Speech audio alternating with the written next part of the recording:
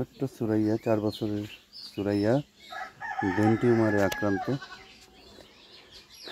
এক সময় মার কাছে বাবার কাছে আবদার করা, দৌড়ে বেড়ানো, ছুটোছুটি করা, সমবয়সীদের সাথে খেলাধুলা করা থেকে শুরু করে সব কিছুই ছিল। কিন্তু মাস কয়েকের ব্যবধানে, মাস কয়েক আগে সুরাইয়ার ব্রেন টিউমারে আক্রান্ত হয়।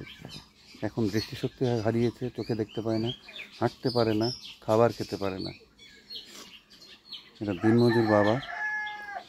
আসলে মা বাবার পক্ষে সম্ভব না তার এই সন্তানের চিকিৎসা করানো। তারা জানেনও না যে কোথায় নিয়ে যেতে হবে। ডাক্তার বলেছে নিউরোসায়েন্স হাসপাতালে ঢাকায় নিয়ে যেতে হবে, কিন্তু তাদের কাছে টাকা নেই। নিথর দেহের মতন পড়ে আছে সুমাইয়া। দেহে প্রাণ থাকলেও আসলে তার কোনো অনুভূতি নাই। এর চাইতে কষ্টের আর কিছু নাই।